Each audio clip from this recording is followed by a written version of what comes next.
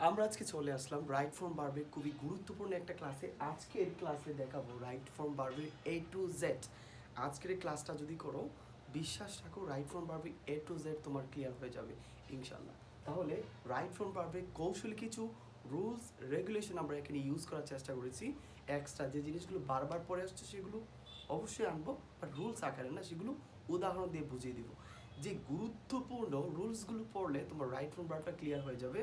মার্কটা তুমি 10% মার্ক, 100% মার্কে এনশিওর করতে পারবে সেই রুলসগুলো। চলো শুরু করা যাক। যেমন আমরা জানি রাইট ফ্রম ভার্ব সিম্পল প্রেজেন্টের ক্ষেত্রে সাবজেক্ট যদি থার্ড পারসন সিঙ্গুলার হয় তাহলে পরবর্তী ভার্বের সাথে এস বাই এস যুক্ত হয়, কিন্তু সাবজেক্ট যদি থার্ড পারসন সিঙ্গুলার না হয় তাহলে পরবর্তী ভার্বের সাথে এস বাই এস কিন্তু যুক্ত হয় না। তার মানে কি দাঁড়ালো? তার মানে এই দাঁড়ালো সাবজেক্ট সিঙ্গুলার হলে পরবর্তী ভার্বের সাথে এস যুক্ত হয়, সাবজেক্ট প্লুরাল হলে পরবর্তী ভার্বের সাথে এস বাই এস যুক্ত হয় না। তাহলে এখানে একটা রুলস আমরা উল্লেখ করেছি, ইনডিফিনিট প্রনাউন। কোনো সেন্টেন্সে ইনডিফিনিট প্রনাউনগুলো যদি আমরা জানি, প্রনাউন হলো 10 প্রকার, এর মধ্যে একটা প্রকার হলো ইনডিফাইনিট প্রনাউন। এই ইনডিফাইনিট প্রনাউনগুলো যদি কোনো সেন্টেন্সে সাবজেক্ট হিসেবে থাকে তাহলে সর্বদা ওই ভার্বটা কি হবে?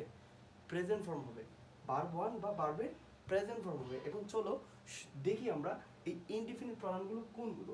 ইনডিফিনিট প্রনাউনগুলো হচ্ছে anyone, anybody, anyone, anybody, someone, somebody, anyone, anybody, someone, somebody, no one, nobody,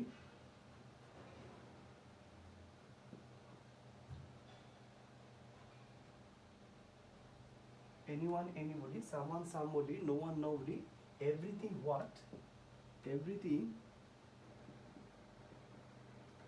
what, everything, what, তারপর something, whatever, something, whatever, nothing, whenever, everything, which, তারপর which। মনে রাখবা, এই যে আমি এখানে লিখলাম, জাস্ট এই রুলসগুলো তুমি মুখস্থ করে নিবা, জোরে জোরে বারবার উচ্চারণ করে মুখস্থ করে নিবা, কারণ এইগুলো আসার কারণে কিন্তু অনেকে ফুল আনসারটা করতে পারে না। এই যে anyone, anybody, someone, somebody, no one, nobody, everything, what, something, whatever, nothing, whoever, which, এই ওয়ার্ডগুলো যদি কোনো সেন্টেন্সের সাবজেক্ট আকারে থাকে তাহলে আমি চোখ বন্ধ করে কি করব? ধরে নিব যে বারটা সিঙ্গুলার হবে, চোখ বন্ধ করে ধরে নিব ওই বারটা সিঙ্গুলার হবে। তাহলে একটা উদাহরণ দেওয়া যাক, এখানে দিলাম উদাহরণ, এভরিবডি হু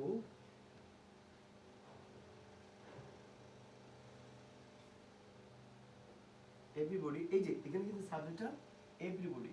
এখানে যদি উদাহরণ দেওয়া থাকে হ্যাভ, হ্যাজ, হ্যাড, মানে হ্যাভ বার যদি দেওয়া থাকে, ঠিক আছে, everybody who has not purchased A ticket, not purchased A ticket. এখন আমি এটাকে কিভাবে ফিল আপ করবো? এখানে শূন্যস্থানে দেওয়া আছে যে হ্যাভ বার বসবে, তাহলে হ্যাভ বার যদি বসে আমরা কোনটা বসাবো? আমরা এখানে বলে আসছি যে এই প্রনাউনগুলো যদি থাকে তাহলে ভার সিঙ্গুলার হবে, তাহলে সিঙ্গুলার হিসেবে কোনটা রিসিভ করার কথা?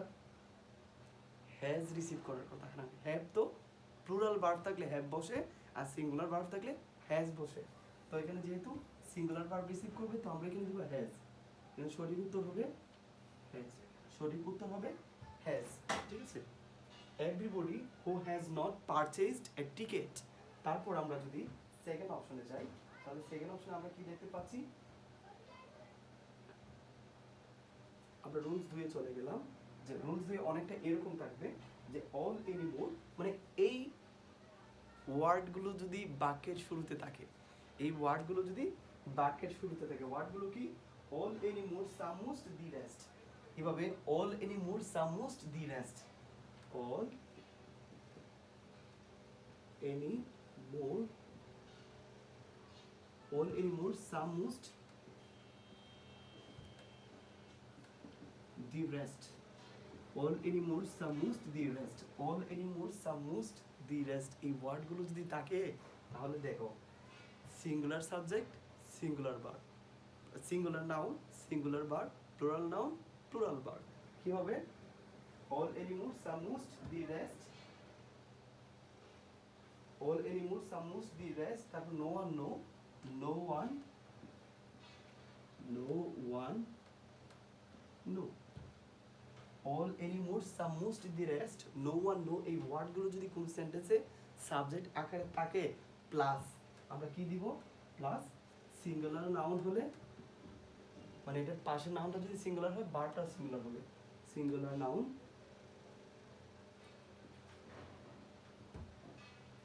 Singular verb, singular noun, singular verb. অথবা এরপরে যদি প্লুরাল নাউন থাকে তখন প্লুরাল নাউন হবে, প্লুরাল ভার্বও হবে। এখানে দুইটা সেন্টেন্স স্ট্রাকচার কিন্তু অ্যাপ্লাই হচ্ছে কি ওয়ার্ডগুলোর পরে। অথবা plural noun, plural noun plus plural verb হবে, প্লুরাল ভার্ব হবে। ঠিক আছে? তাহলে আমরা ধরে রাখতে পারতেছি যে all anymore some most the rest, no no one যদি ওয়ার্ডগুলো থাকে তাহলে পরবর্তী বাক্যাংশটা আমরা কিভাবে ফিল আপ করবো। তারপরে বাক্যাংশটা যদি নাউনটা সিঙ্গুলার হয় তাহলে ভার্বটা সিঙ্গুলার হবে, আদারওয়াইজ নাউনটা যদি প্লুরাল হয় ভার্বটা প্লুরাল হবে। মুখস্থ রাখতে হবে। তাহলে আমরা এখান থেকে যদি একটা উদাহরণ পাই, কি হচ্ছে the first two problems, উদাহরণ টানলাম the first two problems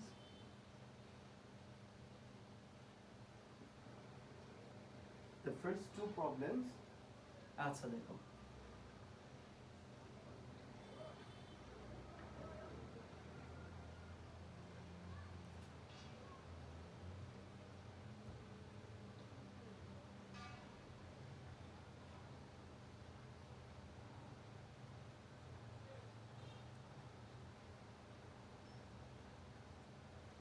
the first two problems are very difficult, are very difficult.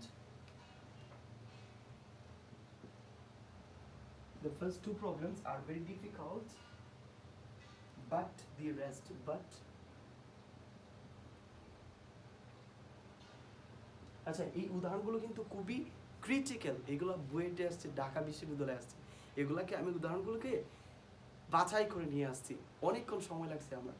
So the first two problems are very difficult, but the rest, but the rest এখন কি হবে বলো? এখন কি হবে বলো? আমি কি বলছিলাম, এই ওয়ার্ডগুলো যদি কোনো একটা থাকে, এই যে ওয়ার্ডের কোনো একটা আছে, রেস্ট আছে, এখন নাউন যদি সিঙ্গুলার হয় ভার্বও সিঙ্গুলার হবে, নাউন প্লুরাল হলে ভার্বও প্লুরাল হবে। এখানে নাউন কোনটা? এখানে নাউন হলো এই যে প্রবলেমস, এই টোটালটা নাউন প্রবলেমস। আমরা কিন্তু দেখতে পাচ্ছি প্রবলেমসটা প্লুরাল, এস আছে প্লুরাল, তার মানে আমার ভার্ব কি হবে? অফকোর্স ভার্ব প্লুরাল হবে, অফকোর্স ভার্ব প্লুরাল হবে। বাট দি রেস্ট, তাহলে এখানে কি দিব? আর ব্যবহার করবো। আর পরেও কিন্তু একবার ব্যবহার হয়ে গেছে, মানে সেম সূত্রটা দুইবার অ্যাপ্লিকেবল হয়েছে। Problems noun plural, verb plural, আবার প্লুরাল ব্যবহার হয়েছে। আর ইজি, আর ইজি। ঠিক আছে? আশা করি এই দুইটা রুলস বুঝতে পারছো। দেখা যাচ্ছে কিনা আমি ক্লিয়ার না? আচ্ছা, আরেকটা রুলস দেখা যাবে। তারপর কি আছে? এখন আরেকটা রুলস হলো both few many other several, both few many other several, plural noun plural verb, এটা ফিক্সড 3 নম্বর রুল। both few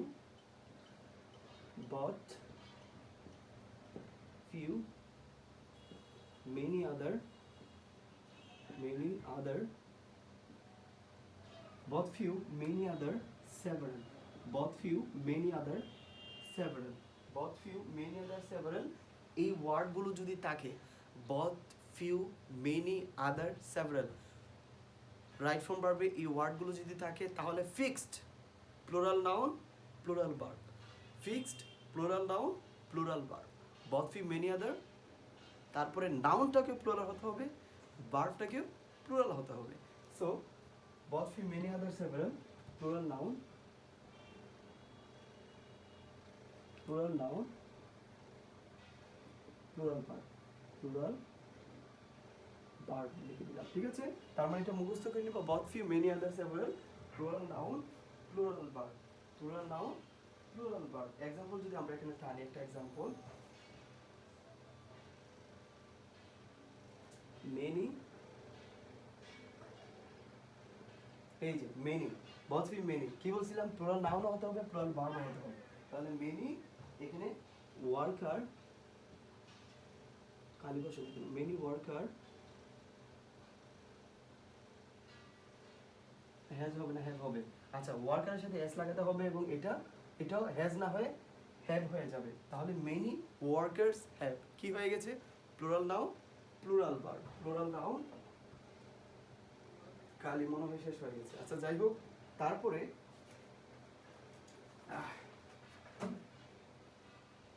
এটা হলো কনফিউজেবল কিছু word, right from verb solve করতে গেলে কনফিউজেবল কিছু ওয়ার্ড, এই ওয়ার্ডগুলো আমি নিয়ে আসছি।